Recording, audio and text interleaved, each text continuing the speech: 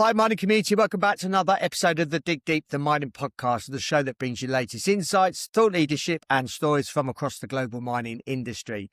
In today's episode, we have Malcolm Dorsey, who's the CEO of Torr Metals, who are a junior miner in British Columbia, Canada, focusing on advancing its 100% owned copper-gold porphyry and organic gold project across the region. We're going to be diving into their flagship Kolos Copper-Gold Project in southern BC. We're going to be unpacking the system to source story, what really takes for a junior to move proximity to majors in true relevance, and where Kolos sits on the discovery curve. We're also going to touch on their Filion Gold Project in Ontario, and we'll also zoom out to the bigger picture, how junior explorers need to evolve in a world increasingly focused on secure domestic supply chains and tier one jurisdictions. And finally, we're going to also speak about leadership. So Malcolm, welcome to the podcast. How are you doing? I'm doing well. Thanks for having me, Rob. No worries. Appreciate your time also. So, I know you listen to the podcast. So, as we always obviously start these off, just wonder if you just tell us a little bit about yourself, about your career, how you got into the mining industry and how your career has developed to what it is today. Yeah, certainly. So my background, I'm a structural geologist in training.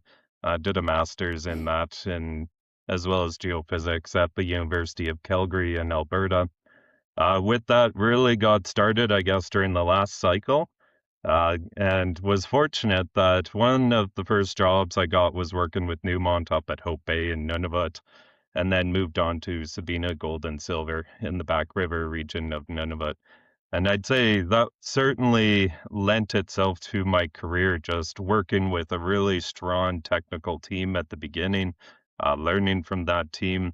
And even with Sabina Gold and Silver, those who are familiar with it and the Back River project, I was fortunate to be there really when the groundwork was laid to develop that resource that eventually was sold to B2 Gold. But seeing it, that groundwork that led to 9 million ounces quite high grade, around 6 grams per ton, that was eventually sold to B2 Gold.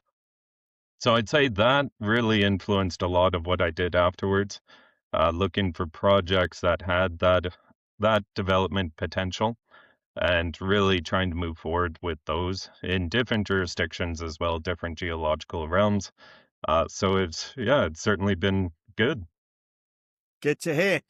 I wonder if you just give us a snapshot of Torr Metals before going to obviously asking more questions.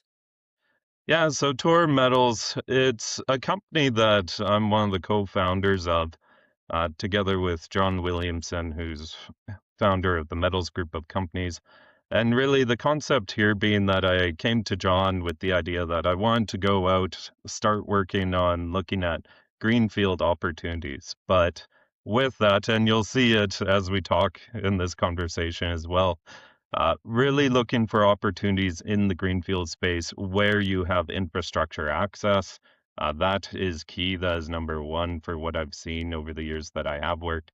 And combine that together with the prospectivity and having large scale projects. So something that's big, that covers the district, has multiple opportunities for new discovery potential. So that's really what we set out doing. The first project was the Latham project. That one didn't end up working quite well as we were unable to get a permit up in northern British Columbia. But then we rotated and staked the Kolos Copper-Gold Project, which is now our flagship in southern British Columbia. Spent the last really 2.5 years working on that, advancing it with boots on the ground.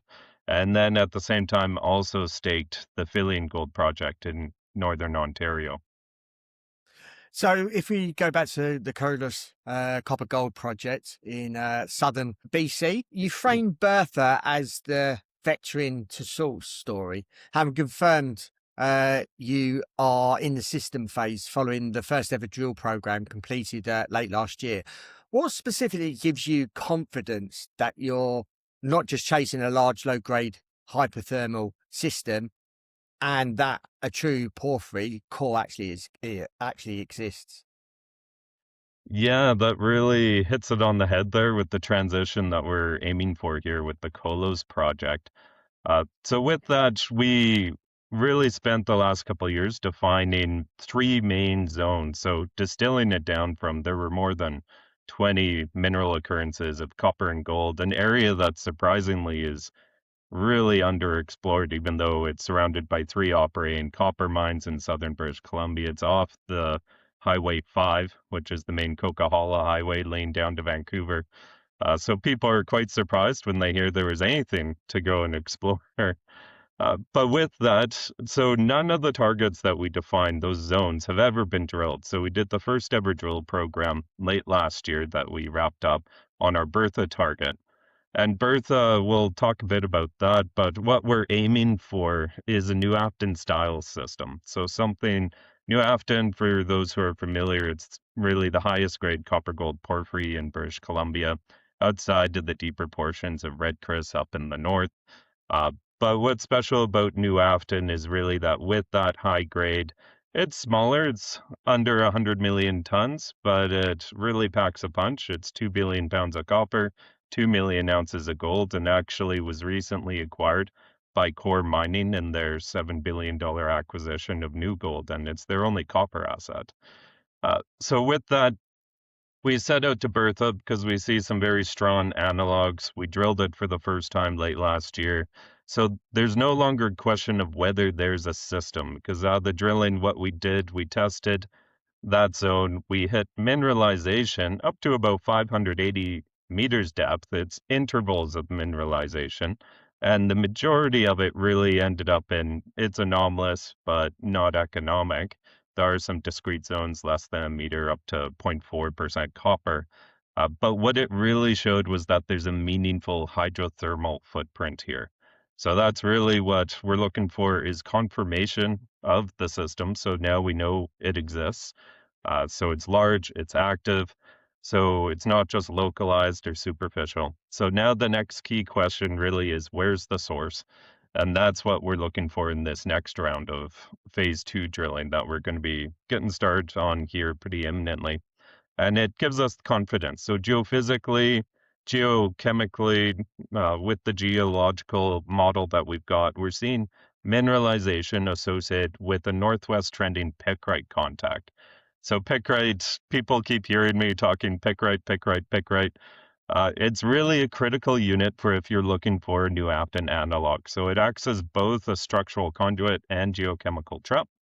It really creates that permeability, provides the redox contrast. It's a geochemically reactive unit, and it's actually a primitive phase of the intrusive system early that comes in and really defines your large regional structures, which is where you want to be.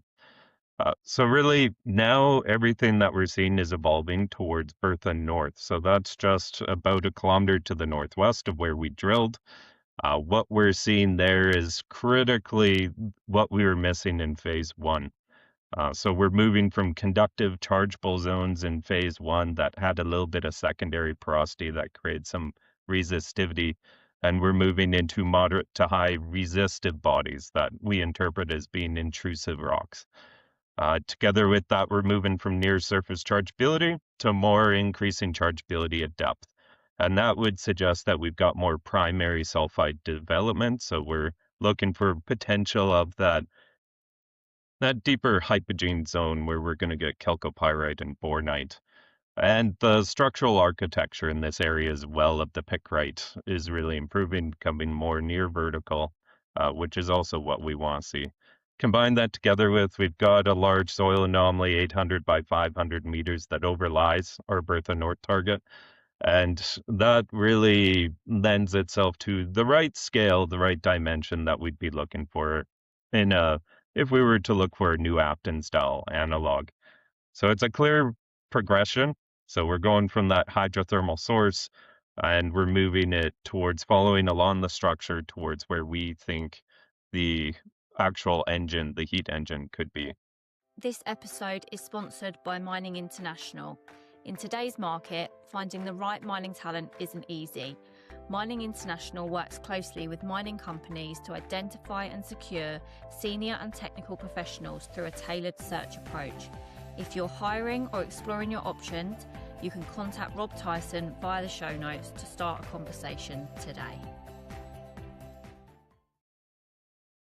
A big part of your thesis at Kolos is combining strong infrastructure access with obviously geological prosperity.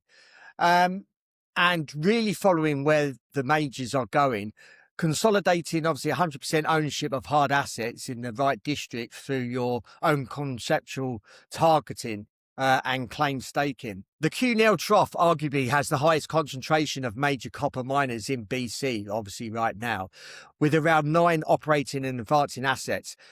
But how do you avoid just being another junior sitting near majors and instead positioning Torr as something that is actually needed?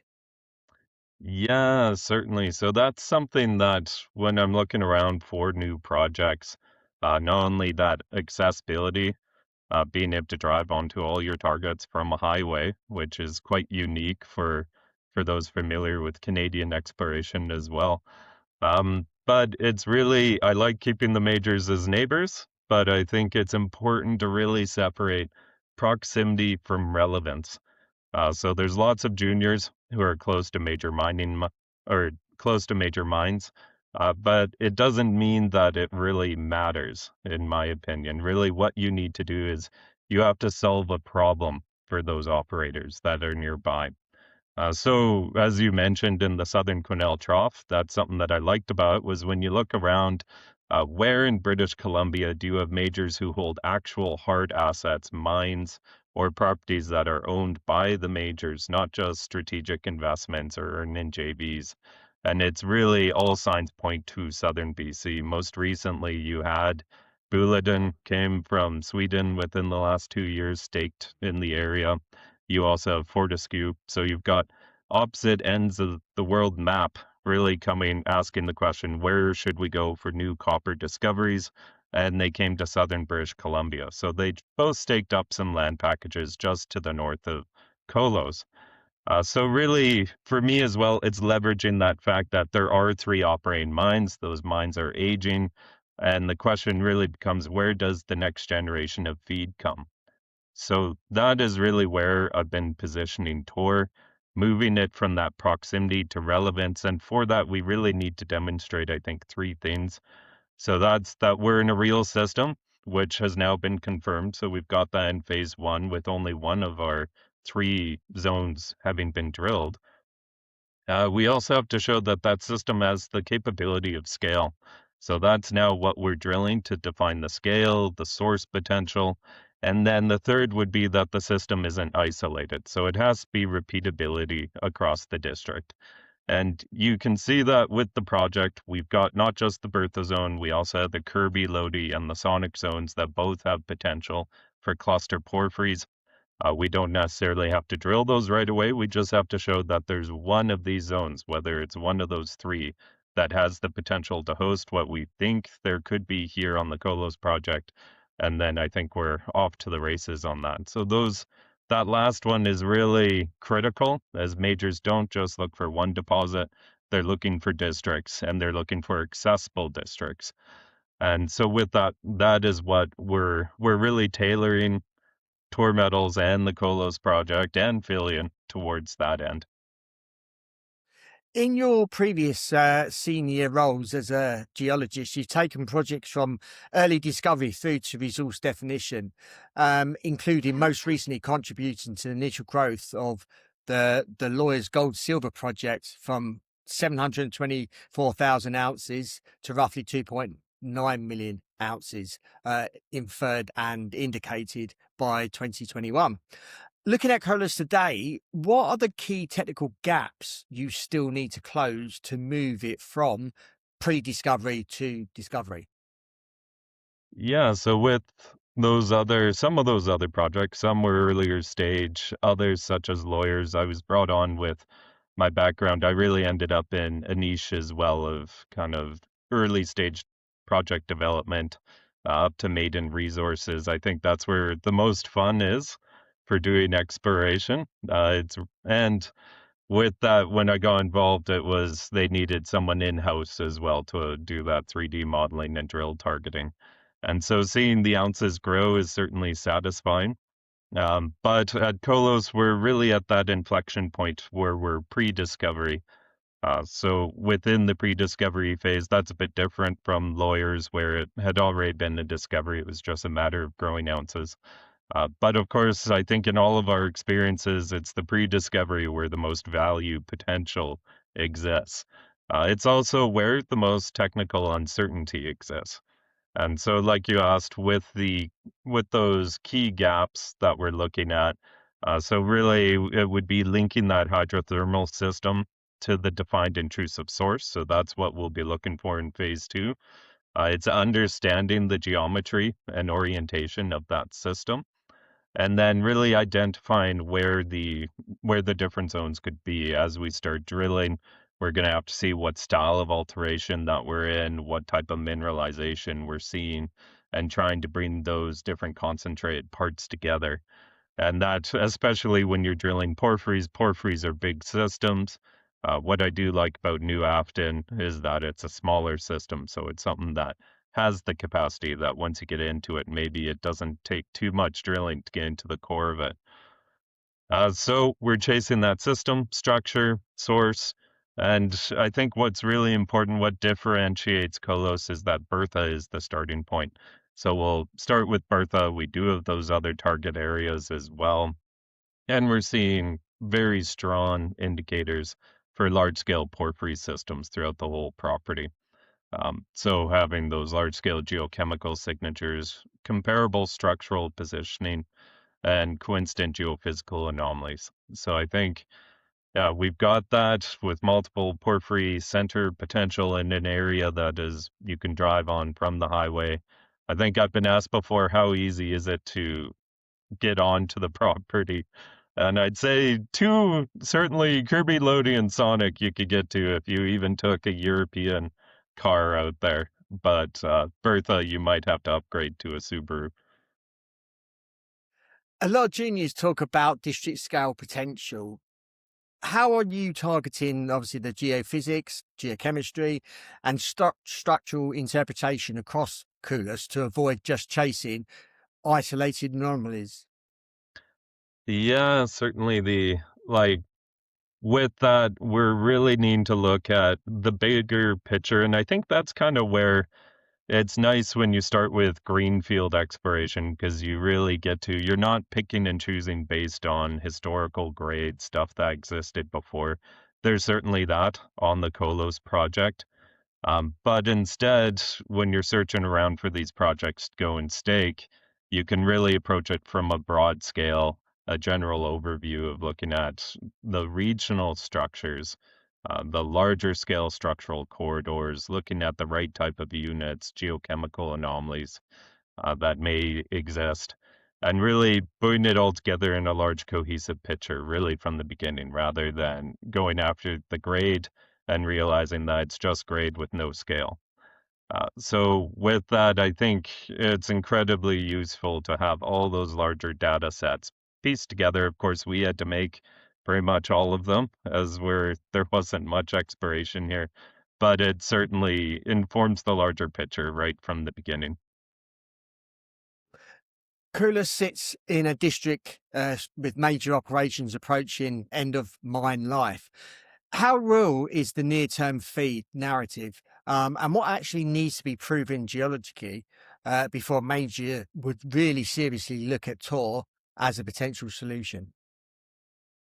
Yeah, I think it certainly has to be framed correctly. So it's not enough to be near a mine. So that relevance versus proximity. So that proximity doesn't alone drive decisions, I think, coming from major mining companies. So they're looking for a few different things. First would be that infrastructure. So accessibility, they're looking for areas that are highly accessible. They're looking for areas that have integrated supply chains, especially when you're looking at the larger geopolitical situations right now. Certainly comes in handy if you have that accessibility and integrated supply chains, which North America does have in abundance. It also needs to have that scale. So you look at those large scale systems, district scale land packages with multiple centers. You can see that in examples like Hercules, more recently with Barrick. It's the expansion potential that exists. And that was something with Sabina Gold and Silver as well when it was sold to B2 Gold. There was still plenty left on the bone for B2 Gold to chase after. And I was able to be witness to that as well, of you don't want to leave very little there for anyone to follow up on. So you also need grade, which is why we are looking for a new Afton style system, is because that has the highest probability of producing grade that's going to turn heads.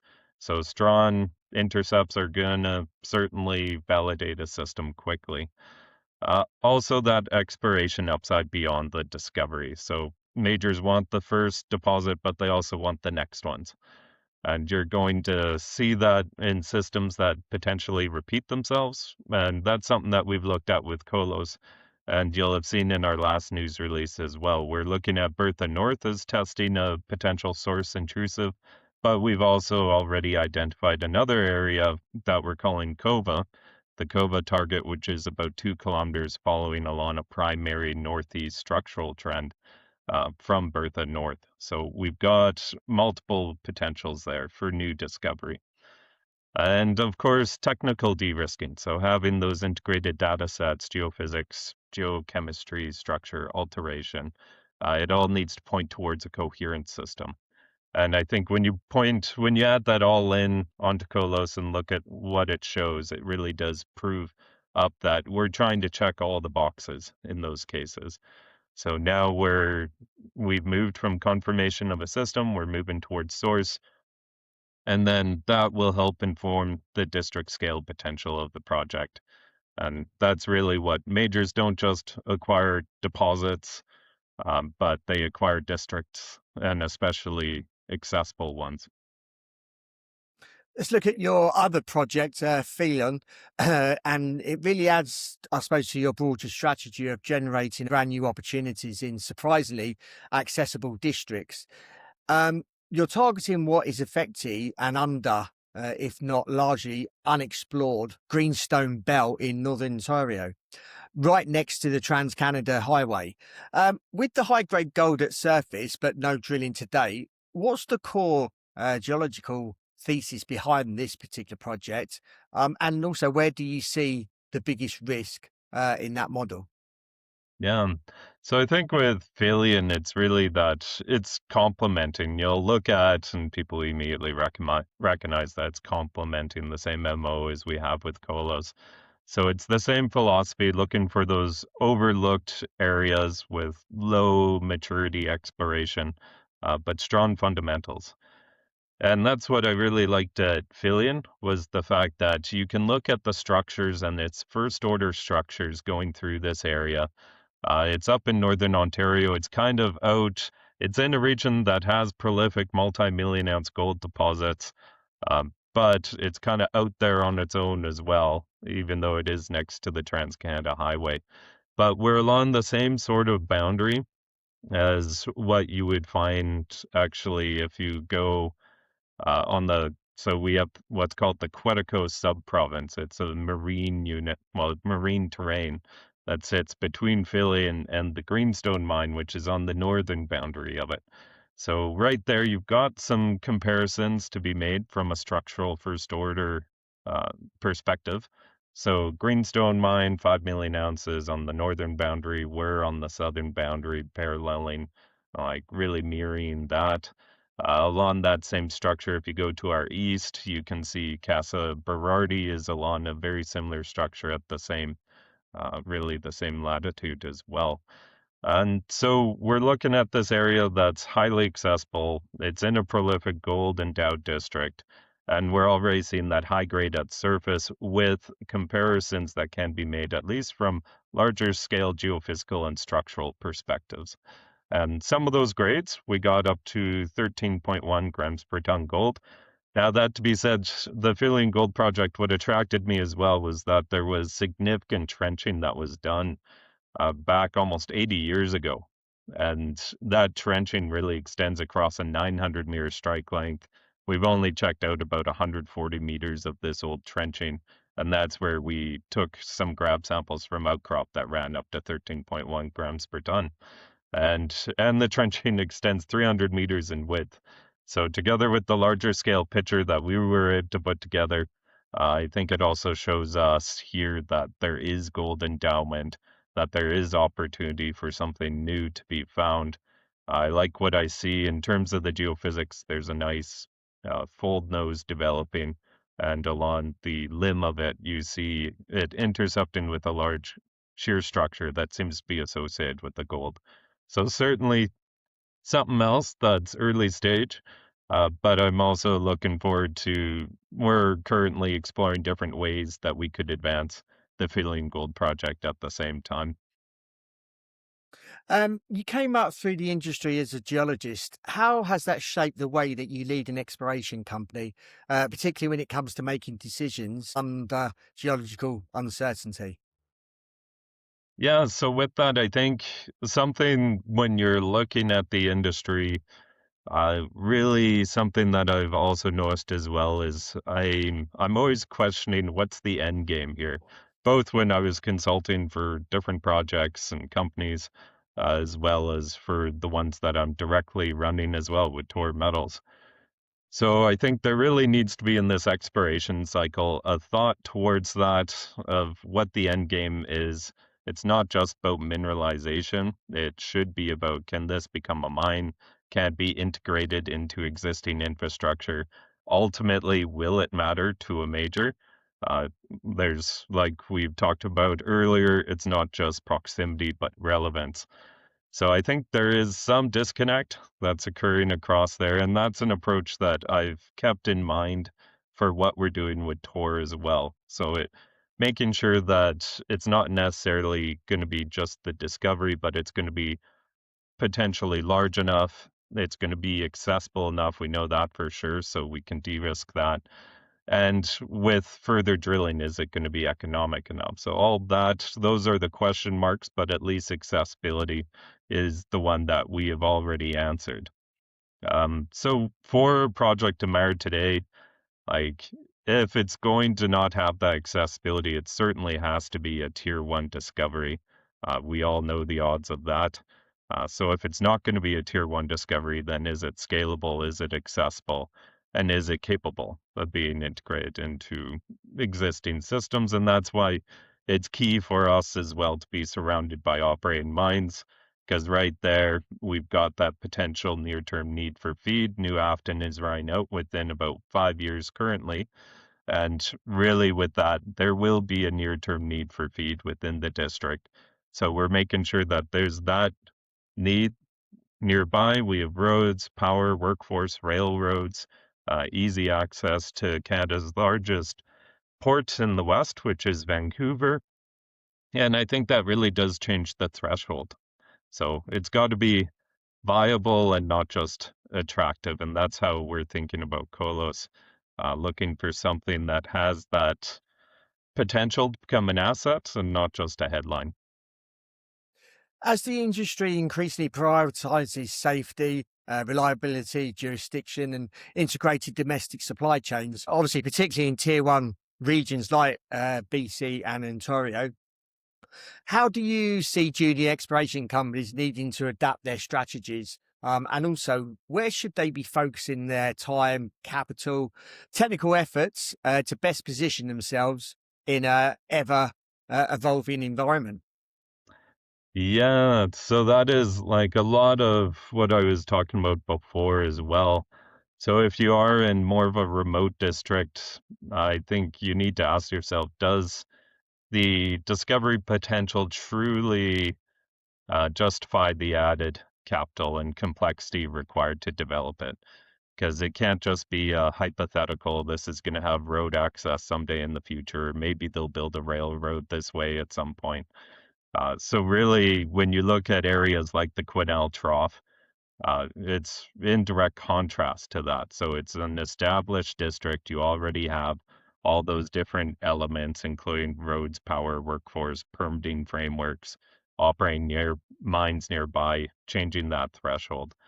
So with that, it certainly brings down what we have to find. We don't have to find that tier one discovery, but certainly something that can be integrated into that existing system, into that mining system that is already in the district. It's looking towards where are people concentrate, where majors concentrate, then that already also gives you the answer of that's where their interest lies. Yeah.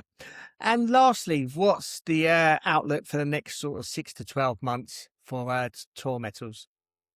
Yeah, so for Torr Metals, so we'll be mobilizing here imminently for our phase 2 drill program. Right now, we just have some field crews up on Kolos. So they arrived to conduct a little further reconnaissance, looking at our Kova targets as well as Bertha North, lining things up for drilling. We're fully funded for up to 6,000 meters of drilling. So we'll be looking to do that here. And together with that, we'll see what emerges. So we're going to be, for the first time ever, testing that potential intrusive source of what we already know to be a large-scale hydrothermal system. What was really interesting about that system as well was that it was all native copper for the most part.